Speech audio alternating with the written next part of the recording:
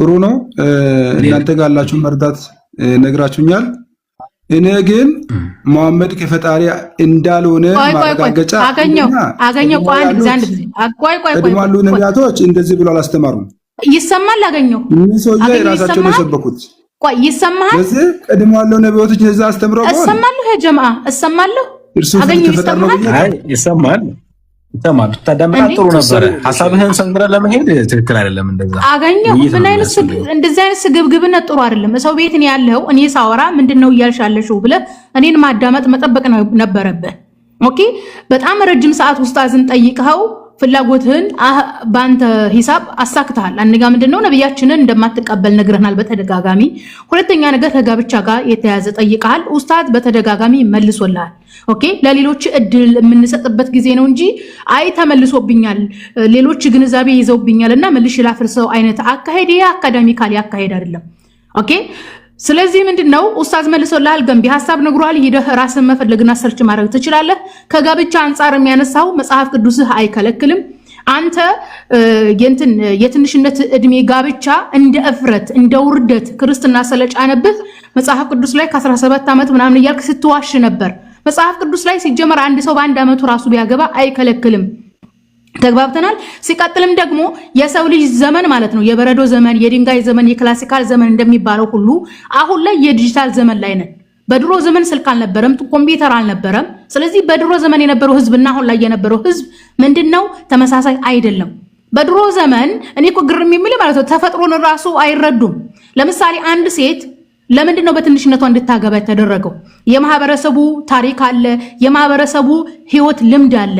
በነገራችን ላይ አንድ ሴት ከ49 ዓመቷ በላይ አትወልድም። ለምን አትወልድም ብለው አይጠይቁም። እዚህ ጋር መረዳት ያለባችሁ ነገር ምንድነው ያ ጀማዓ አንድ ሴት በ40 ዓመቷ 49 ዓመት ሲሆናት መውለድ ታቆማለች። ስለዚህ ከተፈጥሮ የምንረዳው ተፈጥሯዊ ሰው ብትሆኑ እናንተ አንድ ሴት ልጅ ከ50 ዓመት በላይ መውለድ ስለማትችል ከትንሽነቷ ጀምራ ማግባት እንዳለብን ራሱ ተፈጥሮ እያስተማረን ነው። በነገራችን ላይ በካቶሊክ ነገስታት፣ በፕሮቴስታንት ነገስታት፣ በኦርቶዶክስ ነገስታት ሴት ልጅ ከ6 ዓመት ጀምሮ እስከ 12 ዓመት ስትጋባ ኖራለች። አገራችን ኢትዮጵያና ኤርትራ በክርስቲያን መንግስታት ሲተዳደሩ የነበሩ አገራቶች ናቸው። እነዚህ የክርስቲያን መንግስታቶቻቸው ንጉሶቻቸው ምንድነው በእግዚአብሔር የተሾሙ ናቸው ተብሎ ነው የሚታመነው። ሚኒሊክ እግዚአብሔር ነው የሾመው ተብሎ ነው የሚታመነው። ቴዎድሮስ እግዚአብሔር ነው የሾመው ተብሎ ነው የሚታመነው። ዮሐንስ እግዚአብሔር ነው የሾመው ተብሎ ነው የሚታመነው።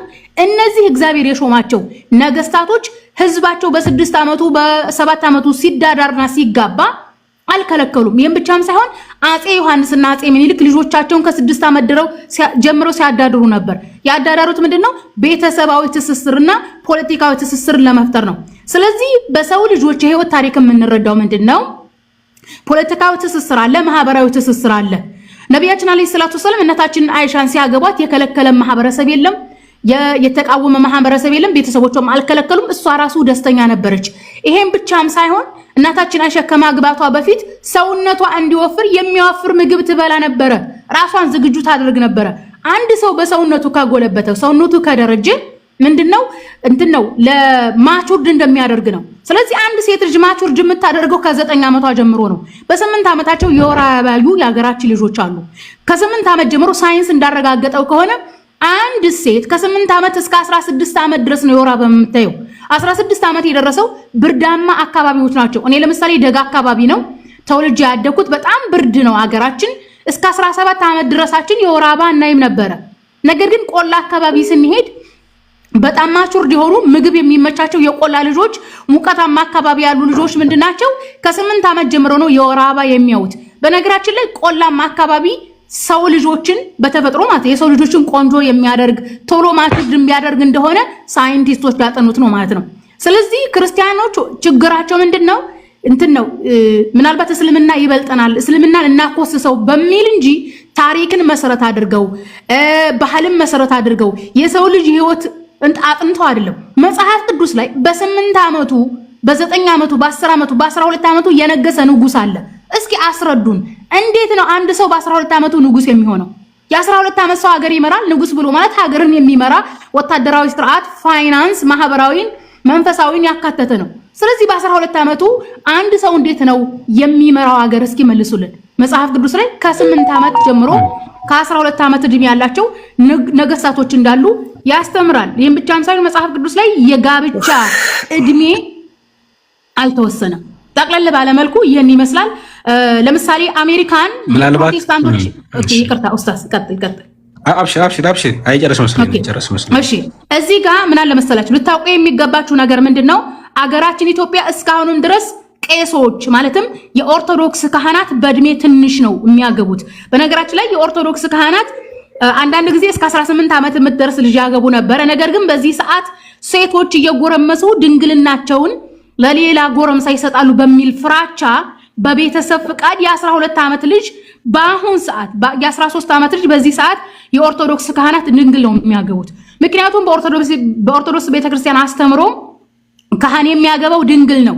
ድንግል ያልሆነች ሴት ማግባት አይቻልም።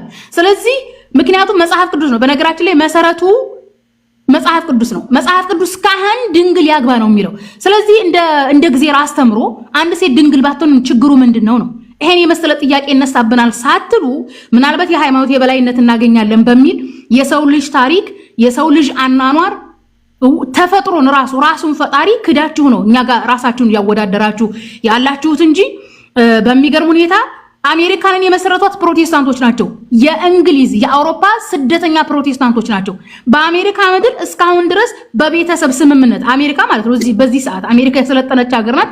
በዚህ ሰዓት የ16 ዓመት የ15 ዓመት የ17 ዓመት እድሜ ያላቸው በተለያዩ የአሜሪካን ስቴቶች መጋባት ይችላሉ፣ ቤተሰብ ከፈቀደ ማለት ነው። ተግባብተናል። እንደውም ይሄ 18 ዓመት የሚለው በጣም ያሳቀኝ ቅድም ውስጥ አስመልሶታል።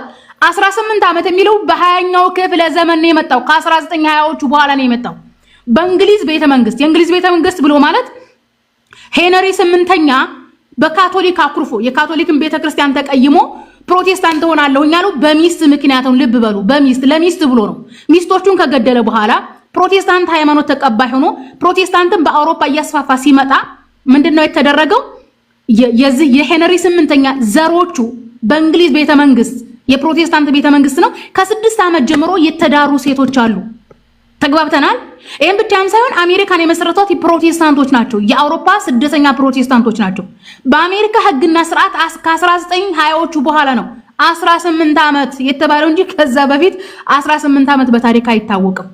ተግባብተናል። ስለዚህ ደግሞም ይሄን ብቻም ሳይሆን በድሮ ዘመን የነበሩ ሰዎች በቁጥር በጣም ጥቂቶች ናቸው።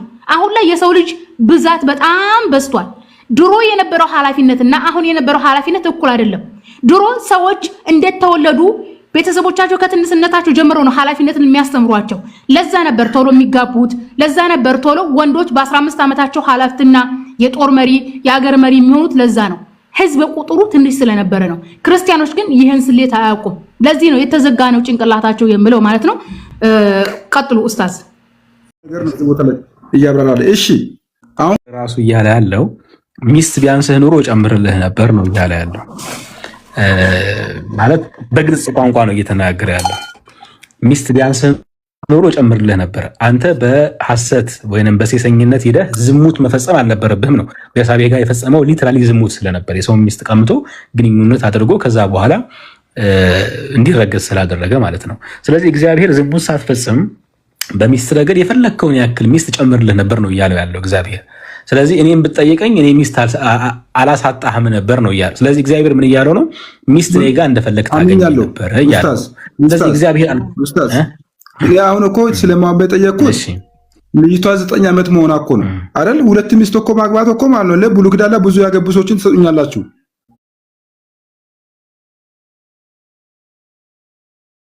ብሉይ ኪዳን ላይ ብዙ ያገቡ ህፃን ልጅ አሁን ከዚህ ጋር እንዳይገናኝ እኔ አነሳሁት። ለምን 2 ሚስት አገባል በሚለው አንጻር አይደለም ማመድን አነሳሁት። አየህ የሚስት የ2-3 መሆኑን ጉዳይ አይደለም አነሳሁት። እሳቸው አንደኛ እሳቸው በዛን ጊዜ ያሉ ወንዶች ሁሉ ስንት ዓመታቸው ለማገቡት 60 ምናምን ላይ ነው አይደሉም? እሺ የማገቡ ወንዶች ደግሞ 9 ዓመታቸው ነው 60 ምናምን ላይ አይደሉም? እኔ የማመድን አነሳሁት አንጻር ከዚህ አንጻር ካገባቸው ለቀውስ ልጅ መሆኑ አንጻር ማስረጃቸው እንጂ 2 ሚስት ማስረጃ በሰጠኝ ደስ ይለኛል። በ9 ዓመታቸው አያገቡም ነበር ብለህ ተናገርከው። ማስረጃ ብሰጠኝ። ቅድም እኮ እየነገርኩ ነበር። ማህበረሰቡ እንደዛ አይነት ትዳርን ወይንም ጋብቻን ኤክሰርሳይዝ ያደርግ ነበረ የሚለውን እየነገርኩ ነው። ግን በነገራችን ላይ ቅድም ብልሃል፣ ዳዊት ሕፃን አላገባም ብለኸኛል። ይህንንም አሁንም ሚስ አድርገሃል። መጽሐፍ ቅዱስ ላይም አሁን ይህንን የሚቃረን ትምህርት አለ። አንደኛ ነገሥት ምዕራፍ 1 ከቁጥር 1 እስከ 3 ላይ ያውም የዳዊት ከነቢዩ ሰለላም ጋር ራሱ የሚወዳደርም አይደለም። እንዴት የሚለውን አንቀጹን ሳነብልህ ይገባሃል።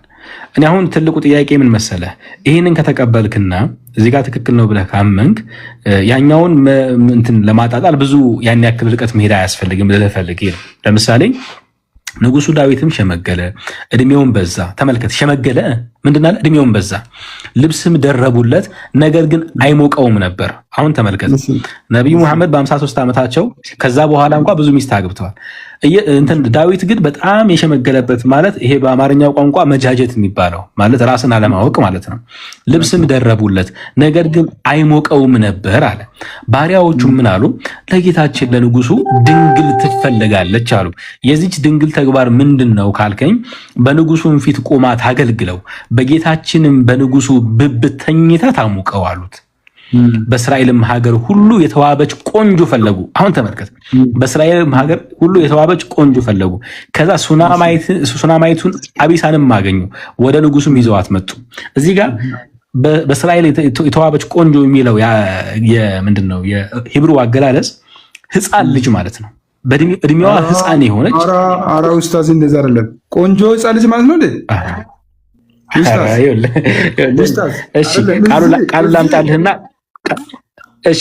ቃሉን ላምጣልህና ከዛ በኋላ እናደርጋለን። ኡስታዝ ቆንጆ ማለት ሕፃን ልጅ ማለት አይደለም።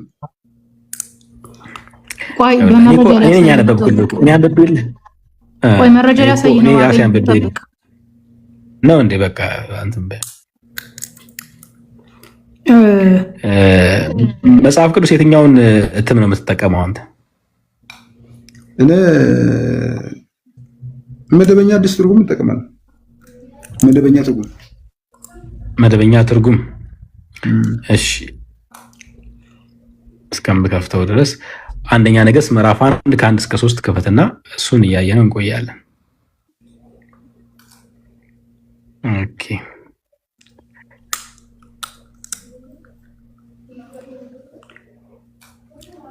እሺ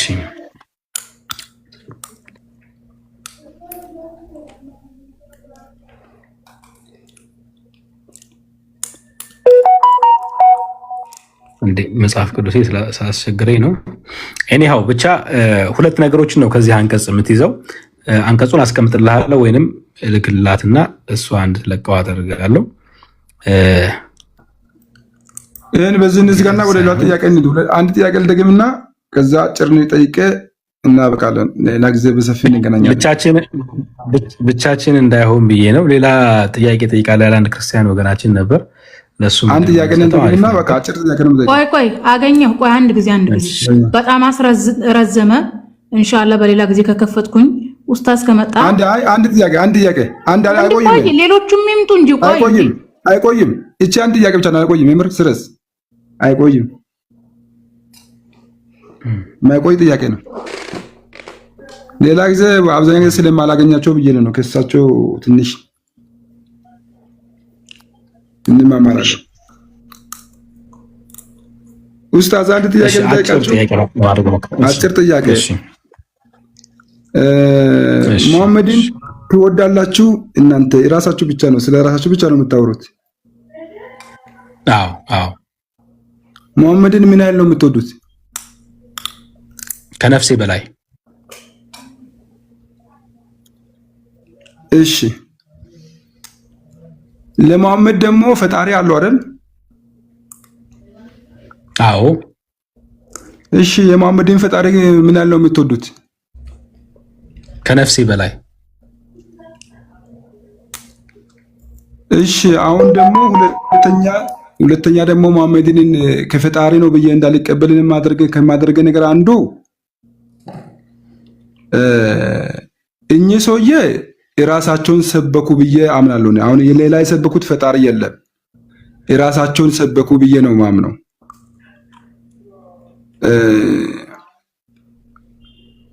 እሺ ሙሐመድ መሐመድ የእናንተ ነብይ መሐመድ እኔን ከህይወቴ በላይ ውደዱኝ ብሎ አስተምረዋል? አዎ ብለዋል፣ አስተምረዋል። አዎ እሺ ጥሩ ነው። እሱ ራሱ ደግሞ አስተምሮ ከሆነ እኔ መሐመድ ከፈጣሪ ነው ብዬ አምኜ እንዳልቀበል ይሄ ሰውዬ ሌላ የፈጠረ የሰበከ አካል የለውም፣ የራሱን ሰበከ ብዬ ነው ማምነው።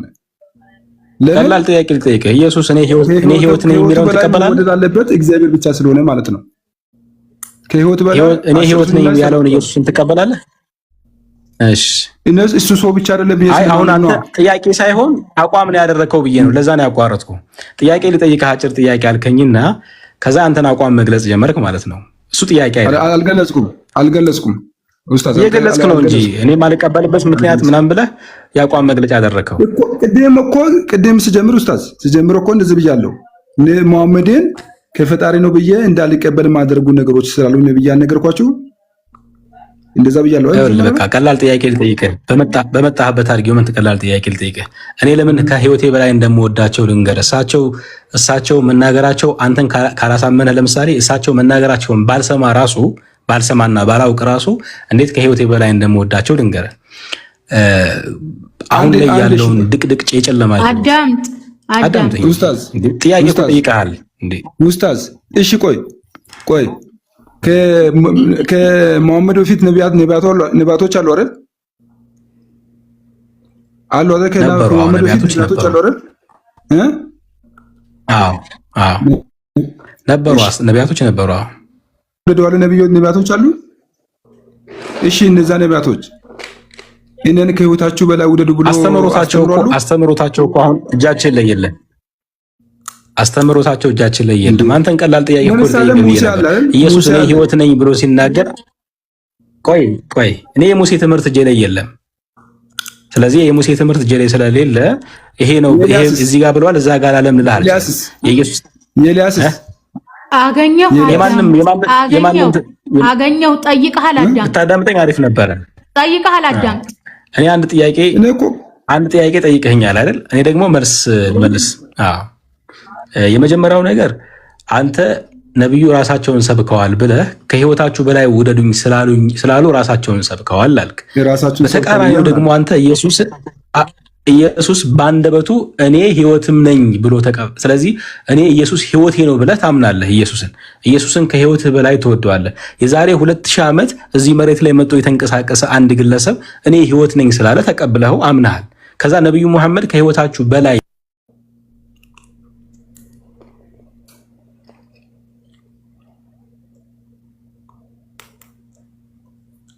ተቋርጧል። ሰላም አለይኩም ወራህመቱላህ። አይዘል ከዛ አንድ ጥያቄ ከጠየቀ እዛ ላይ ይርጋና ሰው የሚማርበት መዝለል የለበትም። አንድ ጥያቄ ከጠየቀ በኋላ እዛው ላይ ረግጦ ሲጠብቅ ችግር የለውም። አብሽር። አሁን ኢየሱስ እኔ ህይወት ነኝ ብሎ ሲናገር ወንጌል ላይ የዛሬ 2000 ዓመት መሬት ላይ የተንቀሳቀሰ አንድ ግለሰብ እኔ ህይወት ነኝ ስላለ አምነኸው ተቀብለህ ከህይወትህ በላይ ህይወትህ አድርገኸው እየኖርክለት ነው። እሱን ከተቀበልክ በኋላ የዛሬ 1400 ዓመት በፊት ነብይ የነበሩ ነብይ መሐመድ ሰለላሁ ዐለይሂ ወሰለም ህይወት ማለታቸው ግን ወይም ከህይወታቸው በላይ እኛ እንድንወዳቸው ማስተማራቸው ግን እሱኛው ራሳቸውን እንደሰበኩ አድርገህ ሌላ ዳይሌማ ሌላ ተቃርኖ ውስጥ ራስክን አስገባኸው። ይሄኛውን ተቀብለሃል እኮ ያኛውን ግን ሌላው ስለተቀበለ አልተመቸህም። አሁን ቀላል ምሳሌ ልጥቀስልህ። ነብዩ መሐመድ ለምንድነው ህይወታቸው ወይንም የሳቸውን ውዴታ ከምንም በላይ እንድናደርግ የታዘዝ ነው የሚለውን እሱን በሁለተኛው አብራራላለሁ። የመጀመሪያው ግን እሳቸው ባያዙ ኑሮስ ወይንም ባናውቀው ኑሮ እሳቸው ባይነግሩ ኑሮ በትክክል እሳቸውን ከነፍሳችን በላይ አንወዳቸውም ነበር ወይ የሚለው ነው ዋናው ጥያቄ። እሱኛው መሰረታዊ ጥያቄ ነው። እሱን ላብራራለህ። እኔ እሳቸው ከነፍሴ በላይ ውደደኝ ባይሉኝ ኑሮ እንኳን ወይንም ያንን ማለታቸውን ባላውቅ ኑሮ እንኳን ለኔ ከነፍሴ በላይ እንደሳቸው ተወዳጅ ሰው የለም። ይህንን ምልህ ለምንድን ነው? የተለያዩ እምነቶች ውስጥ ያሉትን ጨለማዎችና የጀሃነም መንገዶችን ስላየሁ ከነዛ የጀሃነም መንገዶች አላህ እሳቸውን ሰበብ አድርጎ በብርሃን ስለላካቸው እሳቸው የዛ ብርሃን ሰበብ ስለሆኑና እሳቸውን አላህ ባይልክ ኑሮ ወይንም እሳቸው ባይመጡ ኑሮ ይሄ ብርሃን ለኔ ሰበብ ሆኖ አይደርስም ብዬ ስለማምን አላህ እሳቸውን አላህ ይህንን መልእክት በእሳቸው በኩል ልኮታል ብዬ ስለማምን ለኔ ከምንም በላይ ተወዳጅ እሳቸው ናቸው። ለዚህ ህይወት መዳኔ አላህ ሰበብ ያደረጋቸው ሰው ናቸው ብዬ ስለማምን ማለት ነው። ይሄ እሳቸው ራሳቸውን መስበካቸውም አይደለም። ለምንድነው እኔ የበለጠ ተወዳጅ እኔ እናንተ ጋር ተወዳጅ መሆን አለብኝ ያሉት ከተባለ እስልምናና የእስልምና አስተምህሮ በሰው ህይወት ውስጥ ቀዳሚ የሆነ ምርጫ እንዲሆን ለማስተማር ነው። አንተ ቀላል ነገር ልንገርህ፣ እሳቸውን የህይወት የመጀመሪያ ግብ አላደርግ። እሳቸው ማለት እንደ ግለሰብ አይደለም ማየት ያለብህ። እሳቸው ማለት አላህ ለምሳሌ ቁርአን ላይ አጢዑ አላህ ወአጢዑ ረሱል ሲል አላህን ታዘዙ መልእክተኛውንም ታዘዙ ሲል መልእክተኛው ያመጡት እውነት የግላቸው የራሳቸው ሳይሆን የአላህ መለኮታዊ ራእይ ስለሆነ ነው ታዘዙ የተባለው። ነብዩ መሐመድን እንደ ሰው አይደለም፣ እንደ ተራ ግለሰብ እንደ ዛሬ 1400 ዓመት እንደኖረ ሰው አይደለም። የአላህን መልእክት ይዘው እንደመጡ ነብይ ነው የምንወዳቸው። ከነፍሳችን በላይ የምንወደው የሆነን ተራ ግለሰብ አይደለም። አንተ አእምሮ ውስጥ ሐሰተኛ ብለህ የምታምነውን የሆነ ግለሰብ አይደለም። እውነትን ይዞ የመጣንና ሰዎችን ከጀሃነም በሰበብ ሆኖ በአላህ ፍቃድ ሊያድን የመጣን የዛሬ 1400 ዓመት ሰው ነው የምንወደው። ስለዚህ የአላህን ሪሳላ መልእክት እንጂ የምንወደው ግለሰብን አይደለም። የሆነ አንድን ግለሰብ አንተ የምታስበውን አይነት ግለሰብ የሆነ የሳልከውን ግለሰብ አይደለም። ስለዚህ የአላህ መልእክተኛ እሳቸውን ከማንም በላይ ስንወዳቸው ሪሳላቸውን መልእክታቸውን እንወዳለን። ለእስልምና የሚኖረን ፍቅር የሚኖራል። እሳቸው እኮ አሁን ላይ ሙተዋል እኮ በህይወት የለም። የእሳቸውን መውደድ ማለት እዚህ ሰዓት ላይ የሚተገበረው በምንድን ነው? የእሳቸውን መመሪያና ትምህርት መከተል ማለት ነው። የእሳቸውን መመሪያና ትምህርት ከህይወታችን በላይ አብልጠን መውደድ ማለት ነው። ይህንን ስናደርግ ነው ነገ የውመል ቂያማ ፈላህ የምናገኘው ወይንም ስኬት የምናገኘው ጀነትን የምናገኘው። ከዛ ውጭ ግን እንደ ፕራዮሪቲ ሳንይዝ ከነፍሳችን በታች እንደ አማራጭ ይዘናቸው ማለት በቃ ከተሳካልኝ እስልምናን እከተላለሁ ካልሆነ ደግሞ አያስጨንቀኝም እያልክ ግን ሰው ገሃነብን እንጂ ጀነትን ሊያገኝ አይችልም። ይኸውልህ የሰው ልጅ ሁለት ምርጫ ነው ያለው። አይዘር አምላኩን ታዞ መልእክቱን ተረድቶ ተከትሎ ጀነት መግባት፣ ካልሆነም በቸልታና በግዴለሽነት ራሱን ለኃጢአት ዳርጎ የውመል ቂያማ የጀሃነም እሳት ማግኘት ማለት ነው። እኛ ምርጫችን ጀነት መግባት እስከሆነ ድረስ ፕራዮሪቲ የለንም። ህይወታችን በአላህ መንገድ ላይ መኖር መሞት ነው። በዛ ሂደት ውስጥ ያለ ማንኛውም ነገር ከነፍሳችን በላይ ነው፣ እሳቸውን ጨምሮ ማለት ነው። አላህ ቁርአን ላይ ሲናገር በል ህይወቴም ወመሕያየ ወመማቴ ህይወቴም ሆነ ሞቴ ለአላህ ነው በል። እዚህ መሬት ላይ የምኖረውም በአላህ ስም ነው፣ የምሞተውም ደግሞ በአላህ ፍቃድና በሱ መንገድ ላይ ነው። ከዛ ውጭ ያለ ለራሴ የምኖረው ኑሮ የለም። 60 እና 70 ዓመት የምኖረው የሆነችን ነገር አሳክቼ ለራሴ የሆነች ቤት ትቼ ልሞት አይደለም። ይሄ ተራ ዱንያ ነው። ይቺ ዱንያ በጣም አጭር ናት። እኔ የምኖረው ለዘላቂው ህይወቴ ነው። ለዘላቂው ህይወቴ የሚያግዘኝ ነገር ሁሉ ደግሞ ከኔ ህይወት በላይ ነው። ለዚህ ደግሞ እስልምናና ነብዩ መሐመድ ሰለላሁ ዐለይሂ ወሰለም ለኔ መሰረት ናቸውና ከህይወቴ በላይ ናቸው። እሳቸውን መውደዴ ለእሳቸው ምንም የሚጠቅማቸው ነገር የለም።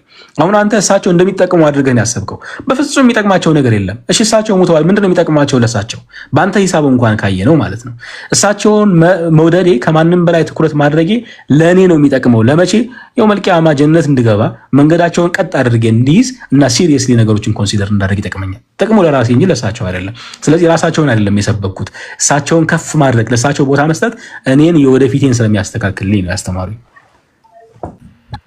መጨረሻ ላይ መርሐባ ሹክራን ጀዛኪላሁ ኸይራ። መጨረሻ ላይ በተለይ የነብዩ መሐመድ ሰለላሁ ዐለይሂ ወሰለም ራሳቸውን ሰብከዋል በሚል ያነሳውን ጥያቄ በተመለከተ በተወሰነ አብራርቼዋለሁ። ከእስልምናው ፐርስፔክቲቭ ወደ መጽሐፍ ቅዱሱ መግባት አልፈለኩም ነበር ግን ለህሊናው አይ ቲንክ አሁን ወጣ መሰለኝ ለህሊናው ለሱም እንትን እንዲያደርገው መጽሐፍ ቅዱስ ላይ በትክክል ምንድን ነው የሚለው ማቴዎስ ወንጌል ምዕራፍ 10 ቁጥር 37 ከዛ ጀምሮ ያለውን አንቀጽ ላነብለትና ራስን መስበክ ማለት በሱ አገላለጽ ነብዩ መሐመድ ከማንም በላይ ከህይወታችንም በላይ እንድንወዳቸው መታዘዙ ይሄ ራሳቸውን ሰብከዋል ብሎ የሚያምን ከሆነ ኢየሱስ እዚህ ጋር ምን እያደረገ ነው የሚለው ይንገረን። እሱ ያብራራል። ለምሳሌ ማለት ነው ከ37 ጀምሮ ምን ይላል መሰለሽ?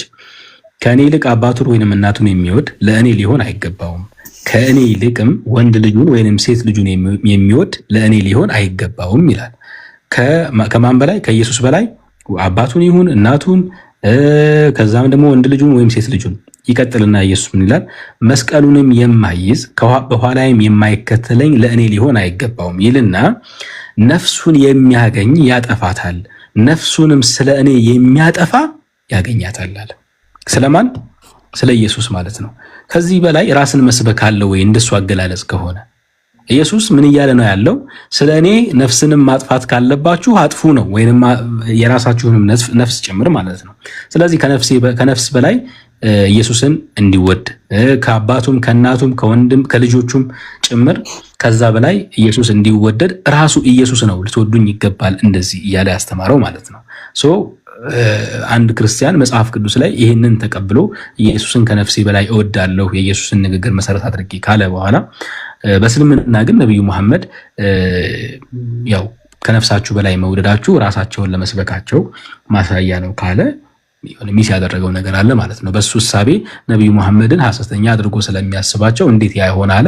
እሱ ደግሞ እዛ ጋር እውነተኛ ብሎ የሚቀበለውን አካል ደግሞ ከህይወቱ በላይ ይወዳል ማለት ነውና ይሄ ትክክለኛ ያልሆነ ፋላሲ ነው የሚለውን ለመግለጽ ነው ኢንሻአላህ። ሸኩራን ጀዛከላሁ ኸይር። ይሄን ፈቃጅልኝ ኢንሻአላህ ልጆችን እንዳረብሽ ልውጣ። ጀዛኩሙላሁ ኸይራ ወያክ። ሹክራን ኡስታዝ። አፍዋን ኢንሻአላህ።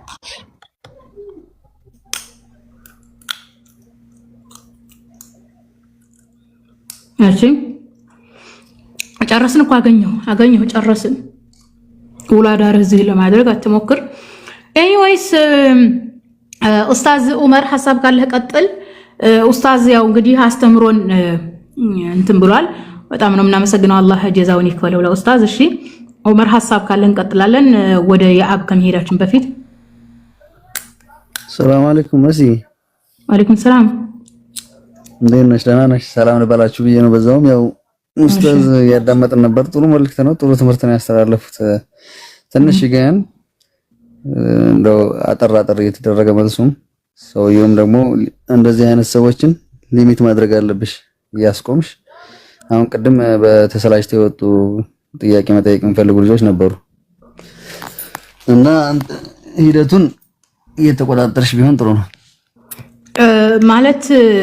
ማለት አሁን ጥያቄና መልስ ሲሆን ቶሎ ማስገባት ማስወጣት ስለማይቻል ነው።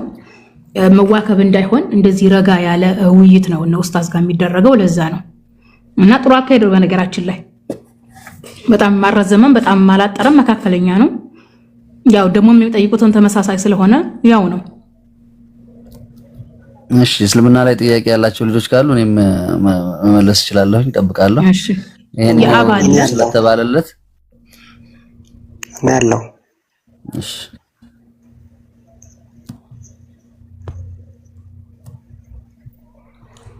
ቀጥል ያ እሺ በጣም ብዙ ጊዜ ወሰዱን። እንኳን ከኡስታዝ ጋር ማውራት ፈልጌ ነበር። እሺ ለማንኛውም አንድ የሙስሊም እምነት ተከታይ ኦርቶዶክስ ማለት መጽሐፍ ቅዱስ ውስጥ ገብቶ ባያወራ፣ አንድ ክርስቲያን ስለ ቁርአን ገብቶ ባያወራ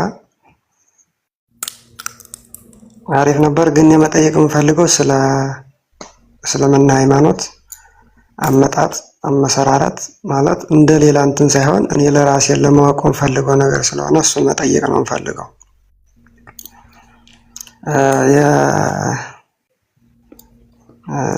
እስልምና ሃይማኖት መስራች ማን ናቸው?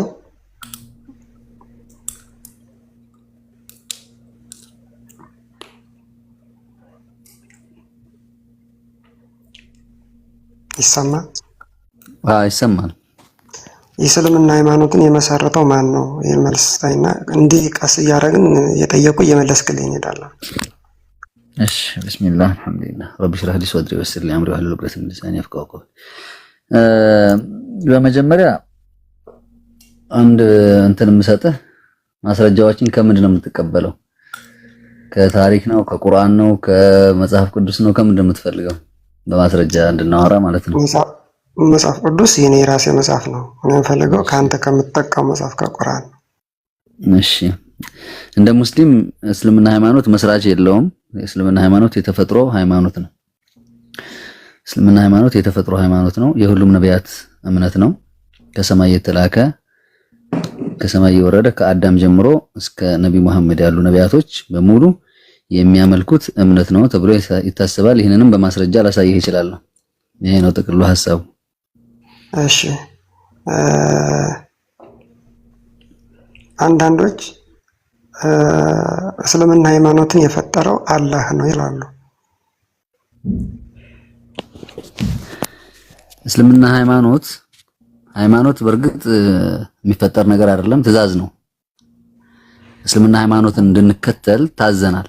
ማን ያዘዘን? ጌታችን አላሁ ሱብሓነሁ ወተዓላ ነው። የሚፈጠሩ ነገሮች በእንትናት ግዕዝ ወይም ደግሞ አካላዊ የሆኑ ነገሮች የሚዳሰስ የሚጨበጥ ነገር ነው የሚፈጠረውና ይሄ የሃይማኖት ህግጋት ደንብና ህግጋት ደግሞ ትእዛዝ ነው የሚባለው። ማናመንታል ግልጽ ነው። እሺ አይ በጣም ጥሩ። ደግሞ ከአዳም አላህ ሃይማኖቱን አመጣ። አደምን አላህ ፈጥሮታል አይደል? ጨርሳ ፈጥሮታል። ፈጥሮታል። እሺ ከአደም እስከ ነብዩ መሐመድ ብዙ ነቢያቶች ነበሩ።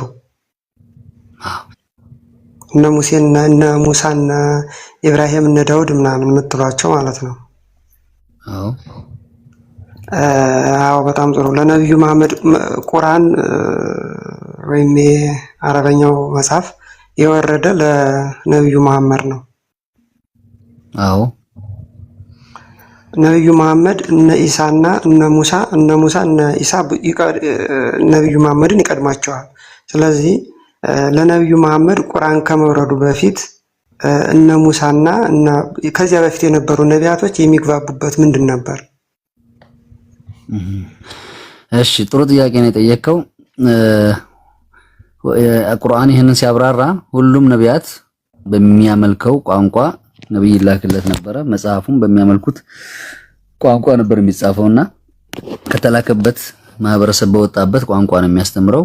መጽሐፎችም እንደዛ ናቸውና ለምሳሌ ዕብራይስጥ ከሆነ የሚናገረው ዕብራይስጥኛ እንዲናገር ተደርጎ መጽሐፉም በዕብራይስጥኛ ነው የሚወርደው።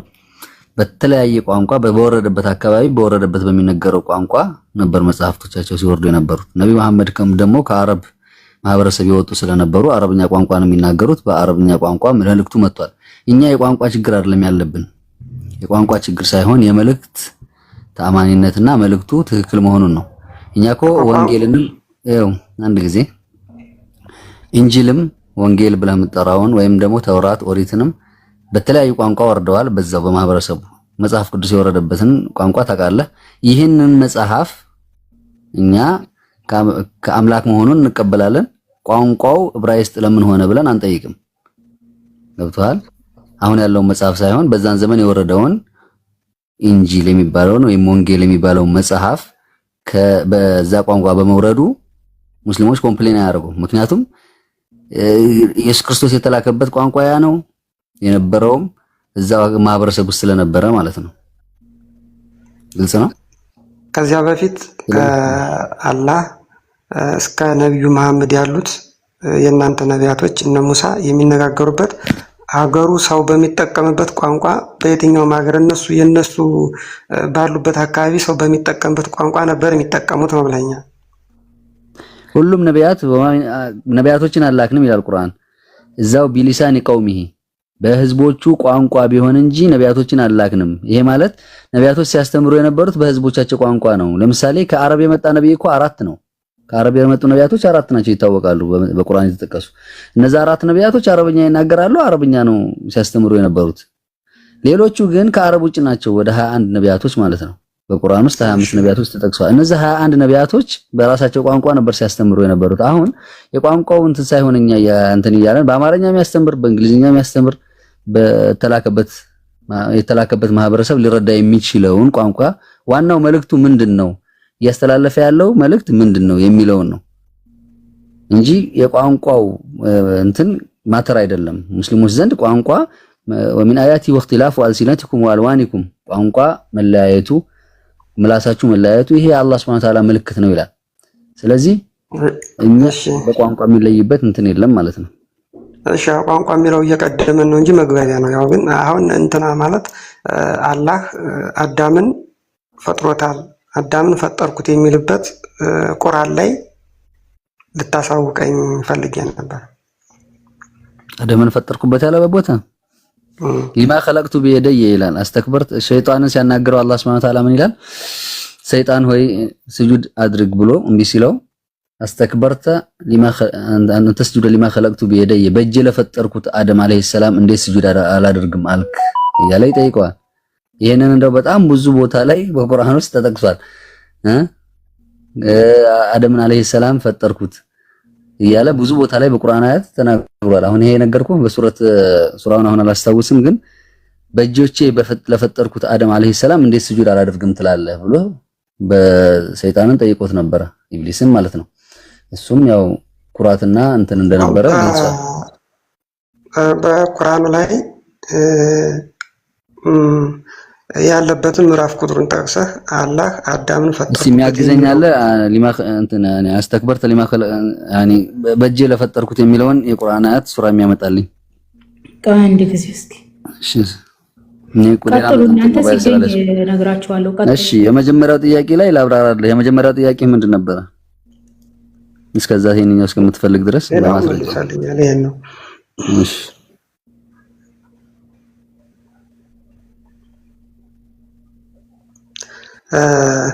አዳምን እዚህ ላይ ፈጠርኩት ያለ እሷ እስከምታወጣው ድረስ አዳም እንደተፈጠረ ቀጥላ ሔዋን ተፈጥራለች።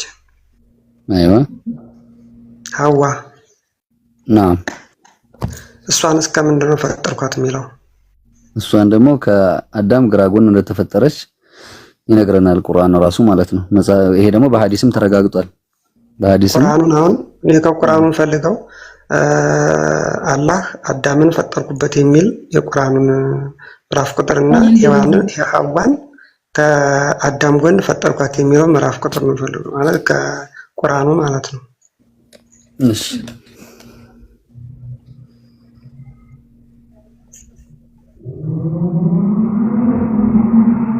ሱራ 163 እያሉሽ ነው። ሱራ 163 ላይ ኦኬ ሱረቱል በቀራ ነው። ኦኬ ቴንክ ዩ 163 ላይ እያሉ ነው። እስኪ ክፈቺም ሱረቱል በቀራ 163 ሱረት ሳድም ላይ አለ፣ ሱረቱል በቀራም ላይ አለ፣ ካፍም ላይ አለ። እውነቱን ነው።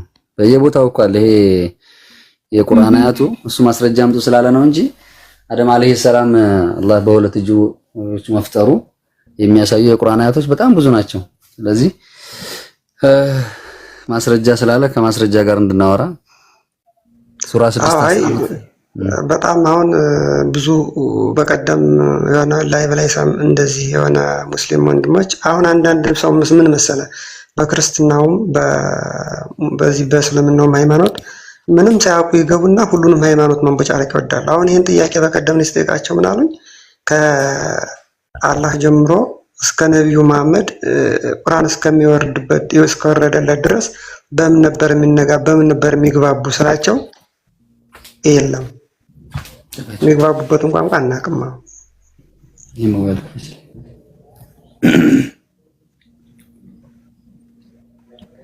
ይሄ አሁን ያልከው በቁርአን ላይ ተጠቅሷል፣ በምን ቋንቋ እንደሚግባቡ እሱ ነው የሚፈልገው። ወማ አርሰልና ሚን ነብይን ኢላ ቢሊሳኒ ቀውሚሂ የሚለው ምዕራፉን ፈልገህ ከሆነ ምዕራፉን አወጣልሃለሁ። እኔ አሁን ምናልባት ቁጥሮቹ ላላስታውስ እችላለሁ። እያንዳንዱ ነብይ ስንልክ በራሳቸው በህዝቦቻቸው ቋንቋ ልከናል ይላል ቁርአን።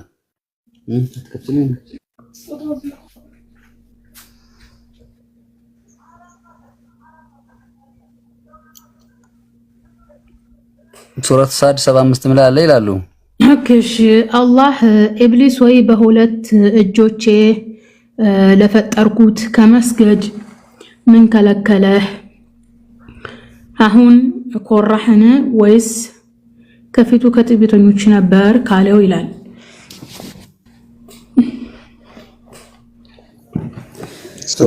ሁለት ሶስት ቦታ ላይ ነው ቁርአን 38 76 3876 እሺ። አይ በጣም ጥሩ። አሁን እኔም አንድ ጥያቄን ጨርሻለሁ። ጥሩ።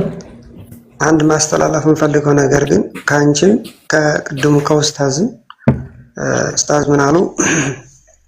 ስለ ነብዩ መሐመድ ብዙ አወሩ፣ ተናገሩ። ከተናገሩ በኋላ አንተ እንኳን በዚህ በስንተኛው ክፍለ ዘመን ሲዘዋወር ለነበረ ግለሰብ እንደዚህ አይባልም። ማንም ሃይማኖት የማንም ሃይማኖት አሁን ኦርቶዶክስ ተዋህዶ ነው የምከተለው። ስለ ነብዩ መሐመድ የሆነ ነገር ማንሳት አልፈልግም። ላ አይውልህ የወገናችን አሁን ኡስታዝ ግብረ ገብነት ያለው ሰው ነው። ለረጅም ጊዜ ንጽጽር ያደረገ የንጽጽር ክህሎት ያለው ነው።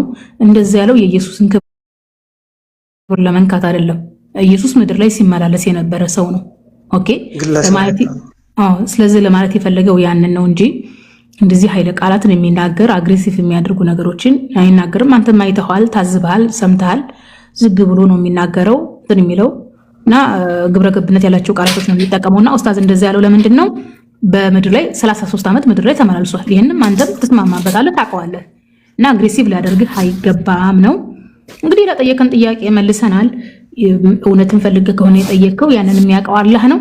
ልብ መስኮት የለውም። ነገር ግን ለነበረህ ግብረ ገብነት እናመሰግናለን ነው። አንድ የቀረው ጥያቄ ልጨምርለትና በሱረቱ ኒሳ ቁጥር 1 ላይ ሐዋን እንደፈጠረ የሚናገርበትን አንቀጽ ይዘህ ሄድና ታነበዋለህ። ቤት አንተ አሁን አጠያየቅ ጥሩ ነው። ሱረቱ ኒሳ ብሎ ማለት ስንት ነበረ? ቆይ አንድ ጊዜ እኔ እኮ ሰው አሁን ይሄኛው ለመረዳት ቦታውን ያዝና ሱረቱ ኒሳ ማለት ቁጥር 3 ነው። ምዕራፍ 4 ቁጥር 1 ላይ ያ አዩሃ ናሱ ተቁ ረበኩም الذي خلقكم من نفس واحدة وخلق منها زوجها እናንተ ሰዎች ሆይ ይላል። ያ አዩሃ ናስ እናንተ ሰዎች ሆይ እተቁ ረበኩም ጌታችሁን አላህን ፍሩት። الذي خلقكم እናንተን የፈጠረ የሆነ ጌታ ሚን ነፍሲን ዋሂዳ ከአንድ ነፍስ የፈጠራችሁ እሱም አደም አለይሂ ሰላም ተብሎ ተፈስሯል። وخلق منها زوجها ከዛም የጥንዷን የፈጠረላት ሐዋ አለይሂ ሰላም ተብሎ ተፈስሯል ማለት ነው። وخلق منها زوجها የሚለው ሄደህ ቼክ ማድረግ ትችላለህ። በጣም ጥሩ ነው። እኔ ግን የምናገረው ነገር የእናንተም ከአላህ ጀምሮ እስከ የሰው መጀመሪያ አዳም ነው። ከአንተና ማነሱ አላህ አዳም እንዴት እንደፈጠረው በቁርአናችሁ ተቀምጧል። እኛ ደግሞ እግዚአብሔር አዳም እንዴት እንደፈጠረው በመጽሐፍ ቅዱሳችን ተቀምጧል። ስለዚህ ባንገፋፋ፣ ቢያንስ ለምሳሌ በሃይማኖት የሆነ ነገር እሺ ወንድሜ አንድ መልእክት እንደው አስተላልፍልህ። አሁን የተገፋፋ ነገር የለም። እንዳውም ቅድም ሰውየው እኛ የምናምንበትን እንኳን ነብዩ መሐመድን ሲገልጽ የነበረበት መንገድ በጣም እንትን እያወረደ ነብዩ እንኳን ብሎ አላለም። መሐመድ እያለ ነበር ሲል የነበረው። እንደገና ደግሞ ሌሎች ነገሮችን ራሱ ቶለሬት ነብዩ መሐመድ ሴሰኛ ነው ብሎ ራሱ ሲገልጽ ምንም የተናገርነው ነገር የለም። ያን ያክል እንኳን ቃላት እየመረጠ አልነበረም። በግርድፉ ነው ሲጠቀም የነበረው። ሴቶችን ለማግባት ፍላጎት ነበረው። የተለያዩ ነገሮች እኛ እንግዲህ ማለት እምነታችን ነው ነብዩ መሐመድ የምንወዳቸው ከነፍሳችን በላይ አብልጠን የምንወደው ነብይ በዛ መልክ ሲያዋርድ ምንም ያልነው ነገር የለም። አሁን ይሄ ሰውዬ ያለው ምንድነው? እኛ ኢየሱስ ክርስቶስን ነብይ ግለሰብ ሰው ነው ብለን የምናምንበት ይሄ ቅር ሊልህ አይገባም። እንደ እስልምና አስተምሮ እንደ ማንኛውም ነብይ ነው የሰው ልጅ ነው ተብሎ ስለሚታመን ነው ሰውየው ወይም ግለሰብ ብሎ የጠቀሰው እንጂ የኢየሱስን ክብር ለማውረድ ፈልጎ አይደለም። ሊገባ ይገባል። እና ይሄ ደግሞ ከግብረ ገብነት ጋር ምንም እንትን ሰው የሚያምንበትን መናገሩ አሁን ስድብ አይደለም። ስድብ የምንለው እኛ እንደ ቋንቋ በቋንቋ ደረጃ ሸትም የምትለው ወይ አንተ እንደዚህ ነህ አንተ አይደንቲፋይ ያልኩ አንተ እንደዚህ ደደብ አንተ እንደዚህ ነህ ብዬ ብል ያ የዛን ጊዜ ነው ስድብ የምትለው እንጂ ይሄ ንጽጽር ቤት ነው። ምናልባት አንተ ንጽጽር ቤት ገብተህ ላታውቅ ትችላለህ። ንጽጽር ቤቶች ላይ ከዚህም በላይ ኢሹዎች ይነሳሉ። እንዳውም ብዙ ቦታ ብትመለከት ሙስሊም ቤቶች ላይ ይሄን ያክል ኃይለ ቃል የሚጠቀም ሰው የለም። እያዳመጠ ምን እያለ ሲናገሩም ነብዩ መሐመድ አሁን እያስረዳው ራሱ ጥያቄ እየጠየቀ ነበር። አይሻ በ9 ዓመቱ አግብቶ 56 ዓመት ሰው ምናምን ይሄ የነበረም ትሬንድ ነው። ቅድም እየነገርኩ ነበር። ኢማሙ ሻፊ አሁን ይሄንን ጨምርልህና እንደው ለሁሉም መልእክት እንዲሆን አንድ ሁለት ቃላት ሶስት ነገር ልበልና ኢማሙ ሻፊ ረህመቱላሂ ተዓላ ላይ በ202ኛ ቀርን ላይ የነበሩ ሰው ናቸው። ሴት ልጅ በዛ ዘመን በስንት ዓመት ነው የምትደርሰው ተብሎ ሲጠየቁ ሊትስዒ ሲኒን አሉ በ9 ዓመቷ ትደርስ ነበር አሉ። በዘመኑ ሴቶች በ9 ዓመት ይዳሩ ነበር። አይሻ ረዲየላሁ ዐንሃ ሌላ ጮኛ ነበራት እንድታነብ ነው። ሌላ ጮኛ ታጭታ ነበረ። ሌላ ጮኛ ታጭታ ያን ተፋርሶ ነው ለነብዩ መሐመድ የተሰጠችው። ማን የሰጣት አለ? የሰጣት አባቷ ነው የሰጣት። አባቷ ጠይቆ ለዛውም ነብዩን አግቡልኝ ብሎ ጠይቆ ነው የተሰጠችው። እንዲህ አይነት ጥያቄዎች ነበር ሲያነሳ የነበረው፣ ግን በግርድፉ ነበር ሲያነሳ የነበረውና አይሻ ረዲየላሁ ዐንሃ አዲስ ነገር እንዳደረገች ተደርጎ የተነሳበት ታሪክም የለም። እሷ ወዳ እንዳገባች እየተናገረች ነው። ከሷ በላይ ጠበቃ፣ ከራስ በላይ ንፋስ ማለት ነው። እንደገና በጣም ነብዩን እንደምትወድ ታሪኳ ይሄ ነው። ከአነ ኩሉቁል ቁርአን በምድር ላይ የሚሄድ ቁርአን ነበር እያለች ስትወስፋቸው ነበር ነብዩ መሐመድ። ስለዚህ በግድ ተገዳ አይደለም ያገባችው፣ በፍላጎትሽ ትወጃለሽ እንዴ ተብላ ነብዩ ቤት ራሱ ማደጎ ነበረች ለ3 ዓመታት ማለት ነው። በፍቃዷ እስከምትደርስ ድረስ ነብያችን አለይሂ ሰላቱ ወሰለም እሷ ጋር ደርሰው አያውቁም ነበረ። እና ብዙ ነገሮች ተነስተዋል። አይሻ ረዲየላሁ ዐንሃ የወር አበባ እንደምታይ እንደነበረ በዛን ዘመንም ይዳሩ እንደነበረ ከዛም ዓመት በታች ይዳር እንደነበረ የተነሱ ነገሮች ብዙ ጥቅል ነገሮች አሉና ይሄንን ነገር እንዳውም ልታበረታታ ይገባሃል። ራስህን መጽሐፎችን ልታነብ ቁርአንን መለስ ብለህ አሁን በጭፍን ጥላቻ ቁርአን እንደዚህ ለማንኛውም ሃይማኖት ጥላቻ አቋራጥን ችግር የለም ቀጥልሽ። ለማንኛውም ሃይማኖት ጥላቻ የለኝም። ግን እኔ አንድ ምለው አሁን የኛ የኦርቶዶክስ ተዋሕዶ ሃይማኖት ነብዩ መሐመድ ይሄ ነው አላህ ይሄ ነው ብሎ በየትኛው መጽሐፍ ላይ አያነሳ። ቆይ ኧረ ተረጋጋ። ይኸውልህ ያለህን እንከባበር ማለትን ሐሳቡን ወድጄዋለሁኝ። ብዙ ሰዎች አሉ እንደዚህ የሚሉ፣ እንደዛ ቢሆን ምኞታችን ነበር። ነገር ግን እኛ ቆይ ኧረ ሰሞኑን አንድ ቄስ ምን አስተላልፉልሃል? ነብዩን የኛ ነብዩ መሐመድ አለይሂ ሰላቱ ወሰለም የኦርቶዶክስ ተዋሕዶ ቤተክርስቲያን ውስጥ በሚያስጠላ መልኩ ስዕል ስሏቸው አለ። የኦርቶዶክስ ቤተክርስቲያን እኔ ቪዲዮ ሰርቻለሁ። እኔ ቤት ገብተህ ማየት ትችላለህ። እንደውም እኔ ለሲኖዶሱ ጥሪ አቅርቤያለሁኝ። የኢትዮጵያ ኦርቶዶክስ ሲኖዶሱ ማለት ነው አሁን ላይ ኦርቶዶክስን የሚመራው እነዚህን የጥንት ቤተክርስቲያኖች ፈትሾ ቢያስቆምልን። ይሄ በጥንት ጊዜ ድሮ እዚህ ጋር የተፈጠረው ችግር ምንድነው? ኦርቶዶክስ አገር ትመራ ነበር ድሮ ማለት ነው። አገር ትመራ ነበር። አገር ስትመራ የዛ ጊዜ በማናለብኝነት አገር መሪ ስለሆነች ኢትዮጵያዊ ናት ስለምትል ማንም ያኩርፍ፣ ማንም ይቆጣ፣ ማንም ግዴታው አልነበረም ኦርቶዶክስ ማለት ነው። ስለዚህ በግድ የለሽነት ነብያችንን ስትሳደብ ስም ስታጠፋ ነው የኖረችው። ሙስሊሙን ስታሳድድ ነው የኖረችው። የሞቱት ሞተዋል፣ አላህ ይዘንላቸው። ለኛ ሰማዕት ናቸው። እኛ ጸሎት እናደርግላቸዋለን አሁን ላይ። ነገር ግን እስካሁን ድረስ በኢትዮጵያ ኦርቶዶክስ አዋልድ መጽሐፍት፣ ገድላት መጽሐፍት ላይ ነብዩ ተሰርበዋል። ያን እንድታረምልን ቤተክርስቲያኒቱ ጥሪ ያቀርበናል።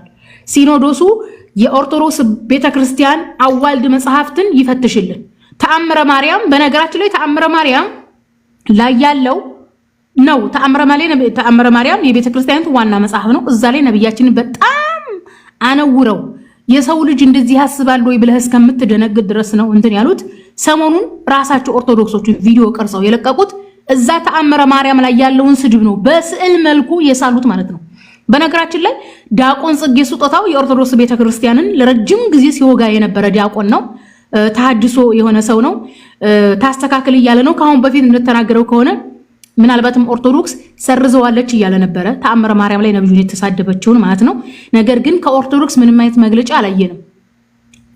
ተአምረ ማርያም ላይ ላለፉት ዘመን ነብዩን የተሳደብነውን ሰርዝናል ብላ መግለጫ ስተዋጣ አላየንም። ኦኬ ዲያቆን ጽጌ ስጦታው አጥፍታለች አለው። የትኛውን ስድብ እንደሆነ አናቅም። ነገር ግን የኦርቶዶክስ ማህበረሰብ አንተን ያኒ ፖላይቲው መካከለኛ ሰው ነህ። ጽንፈኛ ኦርቶዶክሶች ከምን ቋንቋ ተናጋሪ ነበር? ያዕቆብ አራማይክ በአራማይክ አምላኩ ማን ብሎ ነበር የሚጣራው? አምላኩ ማን ብሎ ነበር የተጣራው? በአራማይክ አላውቀውም። በግሪክ ነው የሚያውቀው። እኔ ቴዎስ የሚለው ናና ምን ይላል? አላህ ኢየሱስ ክርስቶስ አምላኩ ማን ብሎ ነበር የሚጣራው? በአራማይክ አላህ ማለት አዎ። አንተ እስቲ አላህ አምላኬ ነው በል አንዴ። የጌታ ስም በአራማይክ ታማኝ ነህ ለዚህ አራማይክ መሆኑን? አዎ አምላኬ ነው። አላህ አምላኬ ነው በለጌታ ስም አላህ አምላኬ ነው በአራማይክ ከሆነ ማሻአላህ። አሁን ደግሞ አረበኛው መጽሐፍ ቅዱስ እንክፈት ውስጥ አረቢክ መጽሐፍ ያው አረበኛ መጽሐፍ ቅዱስ ነው። خلق الله السماوات والارض ይላል። አላህ ሰማይና ምድርን ፈጥሯል ይላል በአረበኛ መጽሐፍ ቅዱስ ነው። እስቲ አንድ ያዕቆብ ደግሞ አላህ ሰማይና ምድርን ፈጥሯል ይላል። አዎ ልክ ነው እኮ በተለያየ ቋንቋ ተጽፏል። ጋድ ድጋም ምንም ችግር የለም። አላህ ሰማይና ምድር ፈጥሯል። ምን ችግር አለ? ማሻአላህ አላሁ አክበር አላሁ አክበር። ምንም ችግር የለም እኮ ቋንቋ ነው። ችግር የለም። እንግዲህ ታሪ እየታዘብን ነው አጀማ። እስቲ አሁን ደግሞ የቱ ጋር እንሄድላችኋለን መሰለን አጀማ? መጽሐፍ አምላክ ከምለው አትጥፋብኛ። አምላክ ከምለው አትጥፋ። እሺ አልጠፋብም። መጽሐፍ ምሳሌ ስለ አምላክ ነው ነው ምዕራፍ 8 ቁጥር 22 ልምድ ቁጥር 22 የጆባ ጥቅስ ነው። ምንም እኮ ጥበብ ነው የተናገረው እዛ። እግዚአብሔር ለመንገዱ የመጀመሪያ አድርጎ ፈጠረኝ ይላል። ማን የተፈጠረው? ማን የተፈጠረው? ገናችን ጥበብ እኮ ማን የተፈጠረው? እዚህ ጋር ፈጠረኝ የሚለው ማን ነው? ጥበብ ማን ነው ፈጠረኝ የሚለው? ጥበብ ፈጠረኝ እያለ ነው። ስለ ጥበብ የሚል ቃል የለም እዚህ ጋርና እግዚአብሔር ለስራው የመንገዱ መጀመሪያ አድርጎ ፈጠረኝ ነው የሚለው። ማን ነው ፈጠረኝ ያለው? ከላይ ጀምረና አንብበው። እሱ እዛ ጋር ጥበብ ነች ያለችው እንደዚህ። እኔ እዚህ ጋር ፈጠረኝ ያለው ማን ነው ያልኩት? ማን ነው የተፈጠረው? ምድር ሳይፈጠር አስቀድሞ ከዓለም በፊት ሰራኝ ይላል። ማን ነው የተሰራው ከዓለም በፊት? ጥበብ አረ ወይኔ የተጠየቅከውን ስም ስጠይቅ የጫማ ቁጥርን አትናገር ወገናችን። እና ማን ለስራ መንገድ መጀመሪያ አድርጎ የፈጠረው ማንን ነው? ያው ተረጋጋና በንጹህ አይምሮ ማንን ነው? አይ ሲምፕል ማንን ነው? ጥበብ ብያለሁ። ማንን ነው? ጥበብ ስለዚህ አረ ወይኔ የተጠየቀውን ትተህ እኮ ያለው ሌላ እስቲ ጥበብ የሚለውን እስቲ እናሳየን። ያው ከአንድ ጀምሮ ይከፈላል። እናሳየን እስቲ ጥበብ የሚለውን አሳየን። አንተስ ጥበብ አስተማርከኝ ማስተማት ትመልሰኛለህ ዘንድ በተራራዎች ጫፍ ናትና በጎዳና መልካም ትቆማለች ይላል። እዚህ ጋር ስለ ጥበብ ስለማን ጥበብ ነው የሚያወራው ነው የኔ ጥያቄ። ማን የተፈጠረው ነው? ጥበብ ነው መጀመሪያ የተፈጠረው ነው የምትለን ወይስ ኢየሱስ? ያው ወደ ላይ ከፍ አታስቸኩሉ ላሳይ።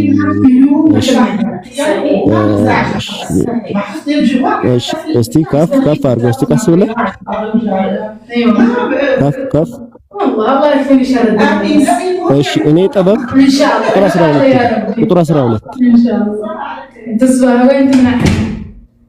እኔ ጥበብ ምክርን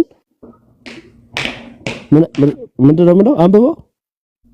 እኔ ጥበብን ምክርን አሳደርሁ ዕውቀትና ሐሳብን እኔ ጠራሁ ይላል። ማን ነው የጠራው?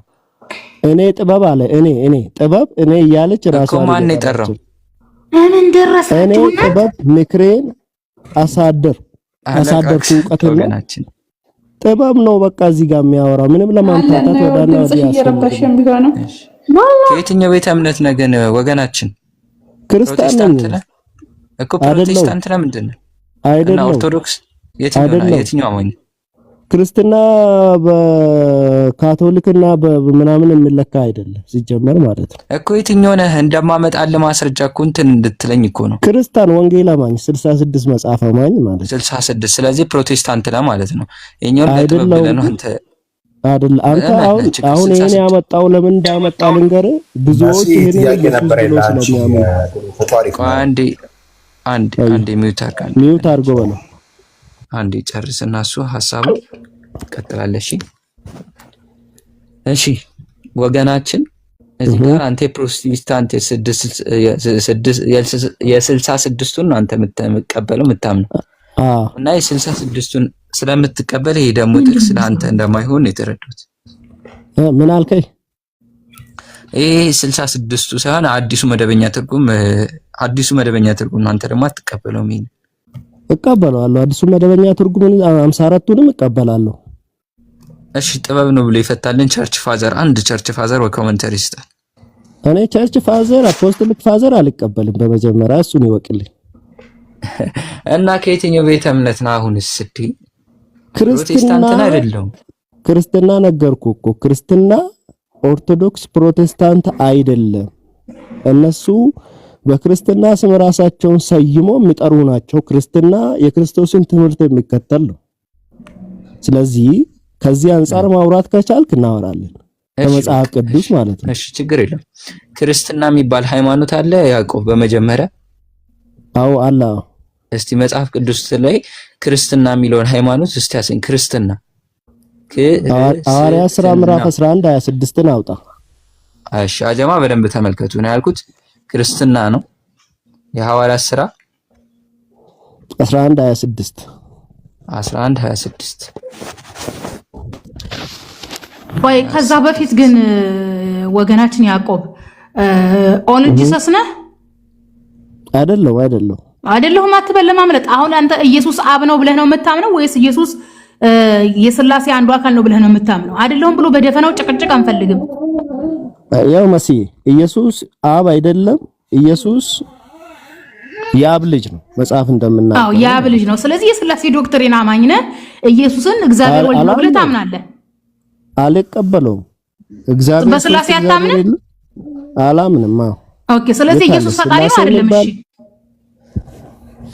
ይሄን አሁን ለምሳሌ ቤተክርስቲያን ፈጣሪ ነው መጽሐፍ እንደምናገር ይሄ አዲስ ኪዳን ፈጣሪ ነው እንጂ ይሄ የሰማይ የምድር ይሄ ጉዙ ዓለም ፈጣሪ አይደለም። መጽሐፍ እንደዛ አይናገርም።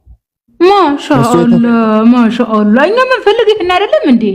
እኛ የምንፈልግ እኮ ይሄን እኮ ነው። ኢየሱስ የአዲስ ኪዳን ፈጣሪ እንጂ የዓለም ፈጣሪ አይደለም። አምልኮት አይገባውም፣ አይመለክም ነው አይደል ብለህ የምታምነው? ክብር እንሰጠዋለን። እግዚአብሔር አብ አዟል። ኦፍ ኮርስ ክብርማ ይገባዋል። እግዚአብሔር ያከበረውን ሰው ማክበሩ ግዴታ ነው። ፊልጵስዩስ ምዕራፍ 2 ከቁጥር 9 ጀምረን ስናይ እግዚአብሔር ያለ ልክ ከፍ ከፍ አደረገው፣ ከስም ሁሉ በላይ ስም ሰጠው፣ በሰማይ በምድር ሁሉ በኢየሱስ ክርስቶስ እንበረከኩ ዘንድ ምላስ ሁሉ ለእግዚአብሔር አብ ክብር ኢየሱስ ጌታ እንደሆነ ይመስክር ይላል። ስለዚህ ኦፍ ኮርስ ትክክል። ከዚህ አንፃር አከብረዋለሁ፣ ምስጋናን እሰጠዋለሁ ማለት ነው። ማሻአላህ። ስለዚህ አንተ ዩኒቴሪያን አላቃቸውም። ዩኒቴሪያን ምንድነው? ዩተረና ታዲያ የትኛው ቤተ እምነት አሁን ለምሳሌ ጸሎት ስታደርግ የት ነው የምታደርሰው? በነገር ላይ እኮ ቤተ እምነቱ አስፈላጊነቱ ምንድነው? ስትጸልይ የጸሎት ህብረት አለ፣ ምን አለ፣ ያንን የምታደርግበት ነው የጠየቁ። ለምሳሌ ዩኒቴሪያን ወዳጆች አሉ በነገር ላይ ኢየሱስን ፈጣሪ አይደለም ብለው የሚያምኑ መጽሐፍ ቅዱስ ብቻ የሚከተሉ እኔን የሚያደንቁኝ ጥሩ ስራ ነው መሰሪው የሚሉ እማቃቸው አሉ። ሶሻል ሚዲያ ላይ ብዙዎች አብሬያቸው አወራ ነበር ካሁን በፊት እንደውም ከዛሬ 5 ዓመት እኔ ራሱ ያወቅኩት በኢትዮጵያ መኖራቸውን ከዛሬ 5 ዓመት በፊት ነው። እዚህ ቲክቶክ እንደጀመርኩኝ ያወቅኩት ማለት ነው። ግን ከእስልምና ጋር የሚለያዩት ያው ኢየሱስ ተሰቅሏል ብለው ስለሚያምኑ ነው። እና ለዛ ነው የጠየቅንህ ማለት ጭቅጭቅ እንዳይሆን ነው። እኛ እያስተማርን ያለ ነው ምንድነው የሥላሴ ዶክትሪን እንትን የመጣው ከጊዜ በኋላ ነው። የቄሶችና የመለኩሴዎች ሐሳብ እንጂ የወንጌል አስተምሮ አይደለም እያል ህዝብን እያስተማር ነው። እንዲህ አይነት ለውጥ ለማምጣት ነው። ጥሩ ለውጥ ላይ ነህ። ደግሞ ያው በደንብ እንትን በል ለማለት ያክል ነው። በስቅላት ታምናለህ? አዎ ኢየሱስ እንደተሰቀለ አምናለሁ። በጣም ጥሩ። ስለዚህ በስቅላት ካመንክ በስቅላት ዙሪያ ታሪክን እንትን ለማለት ሞክር። ምክንያቱም አሁን ላይ ያሉት እንደዚህ 27ቱ የአዲስ ኪዳን መጽሐፍት የአትናቴዎስ ኑዛዜዎች ናቸው። አትናቴዎስ ደግሞ የሥላሴ ዶክትሪን አማኝ ነው። እንደምታውቀው ኢየሱስን ፈጣሪ ለማድረግ ብዙ ነገሮችን ያደረገ ነው። የነበረውን የታሪክ ሽኩቻ ታውቃለህ። የነበረውን የስልጣን ሽኩቻ ታውቃለህ። በእነ አትናቴዎስ ዘመን የነበረውን አትናቴዎስ ማነው? ቆስጠንጢኖስ፣ ንጉስ ቆስጠንጢኖስ። ስለዚህ የስቅላቱንም ታሪክ ለማየት ሞክር። እንደነ ህያም ማን የሚባል ተመራማሪ ያለ አንድ ጊዜ ሚኪ አንድ ጊዜ እንደነ ባርተዲ ማለት የተለያዩ ተመራማሪዎች ጳውሎስ ስለ ስቅላት ባወራበት ዙሪያ ብዙ ነገሮች ብለዋል። ጳውሎስና ስቅላት በጣም የሚገርም ነገር ነው። የጳውሎስን ታሪክ ለማየት ሞክር፣ ለመፈተሽ ሞክር። አሁን እንግዲህ ጳውሎስ ስቅላት ተገለጠልኝ ነው ያለው። ስቅላት ተገለጠልኝ ካለ በኋላ ለ3 ዓመታት ያክል በአረብ ሀገሮች ነበር። ከሐዋርያቶቹ አይደለም እንትን ያለው። ኢየሱስ በተሰቀለበት ጊዜ ጳውሎስ መገኘት ነበረበት በኢየሩሳሌም አልነበረም። ጳውሎስ የገማሊያ ተማሪ ነኝ ብሏል። ገማሊያ ደግሞ አስተዋይ የአይሁድ መምህር ነበር።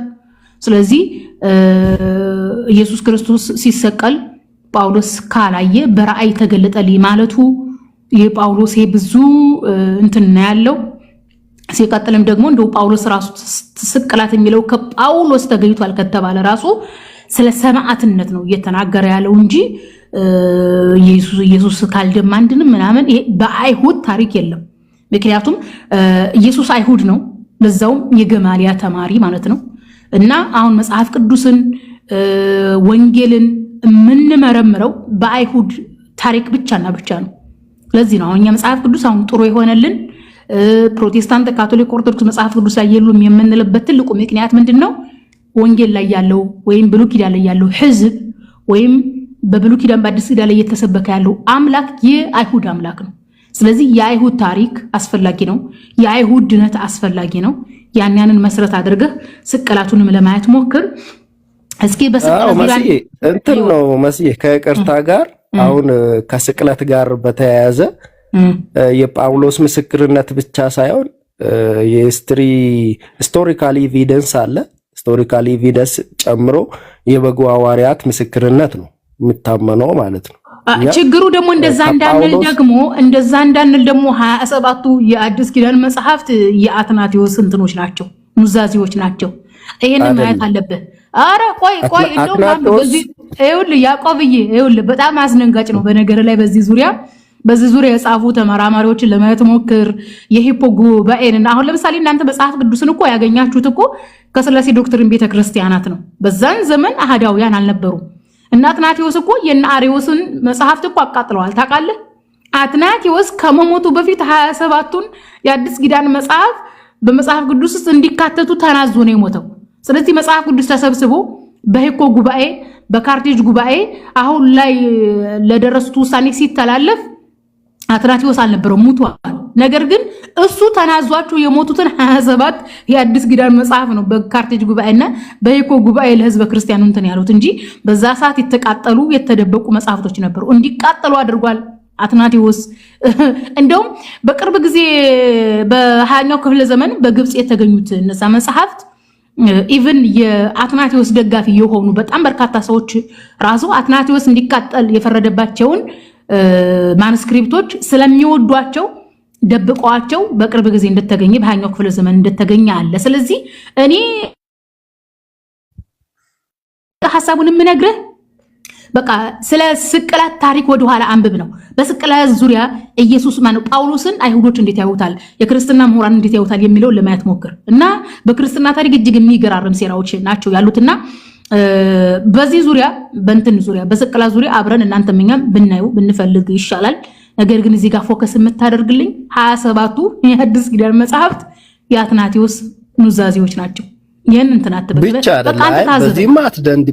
አንዳንዴ መስዬ ምን አለ እውነትን ግዟት እንጂ አትሽጧት ይባላልና እውነትን መግዛት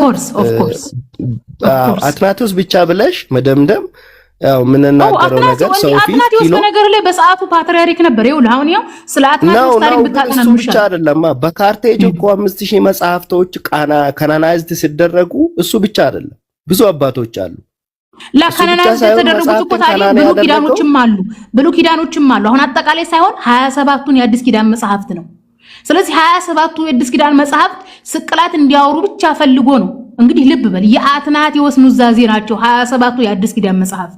እንደዛ ያደረገው አትናቴዎስ ምንድነው? በነገር ላይ እዚህ ጋር ልብ ልትል የሚገባ ማለት ነው።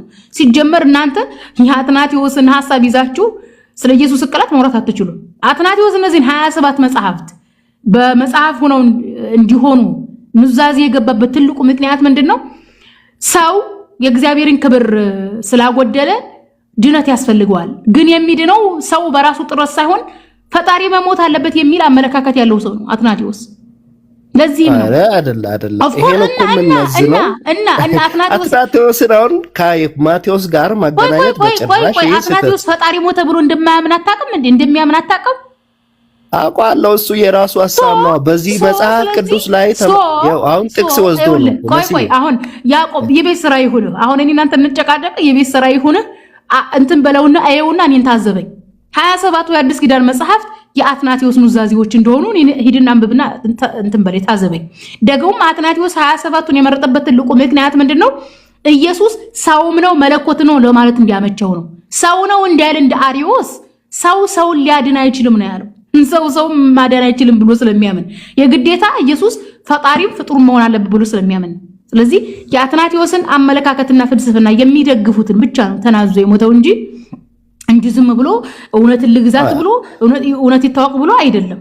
እና በስቅላት ዙሪያ በነገር ላይ ጳውሎስ ለምን ኢየሱስ በተሰቀለበት ሰዓት በኢየሩሳሌም ለምን አልነበረም ብለህ ሰርች አድርግ።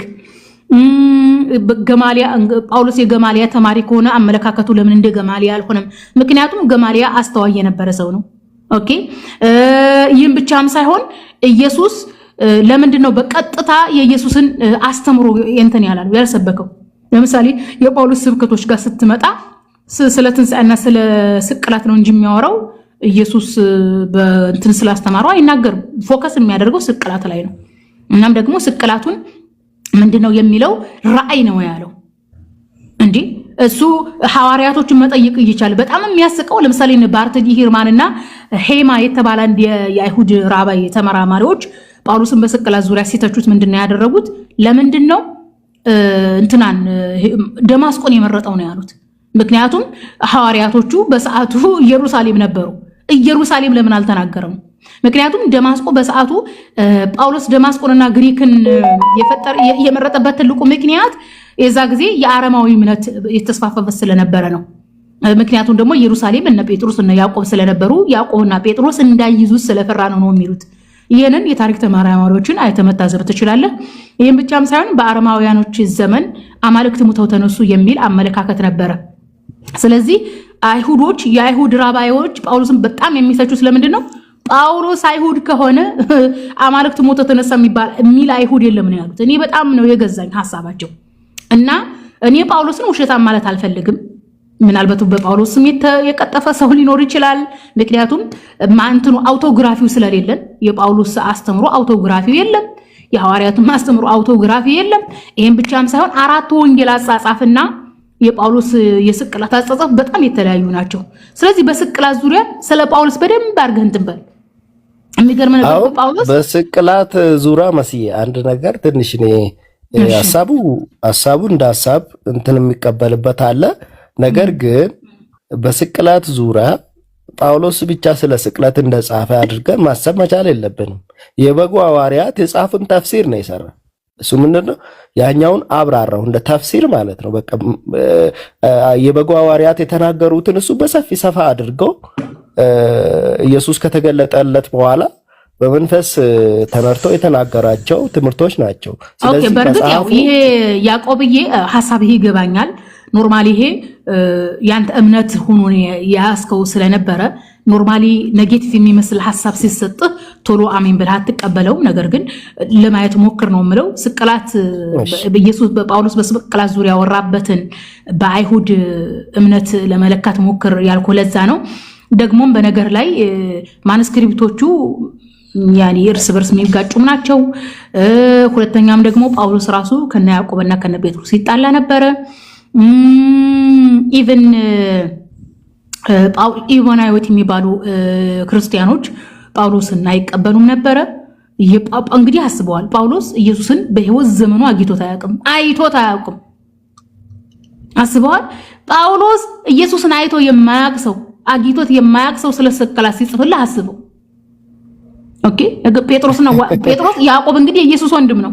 ጴጥሮስም አለ ደግሞ ደማስቆ ላይ መጥቶ እኮ ነው እንደዛ ያለው እኮ። ለምን እዛ ይሉንትና አለ መሰለሽ መሲ እሱ እኮ ያው አንድ ነገር ማወቅ አለብን እኛ በክርስትና የምንረዳው አንድ ነገር አለ። እሱ ምንድነው የመገለጥና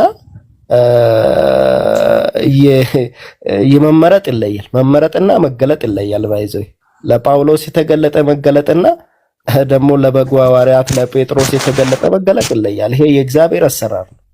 አለመግባባት እሱ እንግዲህ እሱ እንደዛ ነው አለክልሃል። ያው እኔ ላንተ እንትን ሂንቱን ነው የሰጠው። ፈልገህ የማወቅ ታሪክን መርምሮ የማወቅ ያንተ ነው። እኔ ለማስገደድ አይደለም ነገር አካዳሚካሊ ነው። በነገር ላይ ማጥራት ያዕቆብ ማጥራት የሚባል ነገር የለም። በነገር ላይ በክርስትና ታሪክ ይኸውልህ በክርስትና ታሪክ ማለት ነው አዲስ ኪዳን እዚህ ከመድረሱ በፊት ብዙ ታሪኮችን አልፏል። የበጉ ሐዋርያት ላልካቸው ለምሳሌ የነ ያዕቆብ የነ መግደላዊት ማርያም ሌሎች ወንጌላቶች አሉ ተቀባይነት እና አላገኙም። ተቀባይነትን ያላገኙት እንዲቃጠሉ የሚተፈረደባቸው አሉ። እነዛ የሆኑበት ትልቁ ምክንያት ምንድነው? ስለ ኢየሱስ ሕማማት አልጻፉም። የኢየሱስን ስቅላት ስላልጻፉ ነው። ስለዚህ የኢየሱስ ስቅላት ያለበት እንዲኖር ተፈልጎ ተጽፏል። ይሄ ደግሞ የራሱ የአዲስ ኪዳን ታሪክ ነው። የአዲስ ኪዳን ታሪክ ነው። ችግራችሁ እኮ አሪወሳው ኤቪደንስ አንቺ እስቲ አሁን ለምሳሌ እነ ቶማስ ወንጌል እነ ማርያም ወንጌል ለምን እንዳልተካተተ እኔ ያውቃለሁ። ነገር ግን አንቺ እንደምትይው አሁን ኦኬ አንተ ምኑን ነው የምታውቀው? እስኪ ምኑን ነው አንተ የምታውቀው? የነ ቶማስና የነ መግደላዊት ማርያም ወንጌል የነ ያዕቆብ ወንጌል ያልተካተተበት ለምንድን ነው? እሱ ያልተካተተበት ምክንያቱም ብዙ 5000 ያህል መጽሐፍቶች ነበሩ። ብዙ ሰዎች መጽሐፍ እሱ አሁን ለምሳሌ እነሱ የጻፉት መጽሐፍት ሳይሆን ሰዎች የጻፉት ነው። ለዛ ነው ያልተካተተው። ሲመዘን ከብሉይ ኪዳንና ከሐዋርያት ከሌሎች ሐዋርያት ጋር ሲመዘን እነሱ የጻፉት ወንጌል ወይም ደግሞ የጻፉት ጎስፕል ከነሱ ጋር ማች አያደርግም። ምክንያቱም ማች ማድረግ ስላለበት ያዕቆብዬ በቃ አዙዝ የምትለው የምትዩ ነገር ካለሽ እንትን በይ። በቃ በዚህ ዙሪያ በስቅላት ዙሪያ ብዙ ማንበብ ይጠበቅብሃል። በቃ ከዚህ እንደዚህ ይሄንን የተረዳሁት ያዕቆብዬ ይሄንን የተረዳሁት በቃ ሰፋ ያለ ጥናት አድርግ። ማንበብ ግዴታ እኮ ነው። ማወቅ መጽሐፍ ሲናገር ሕዝቤ እውቀት ከማጣቱ የተነሳ ጠፍተዋል ይላል።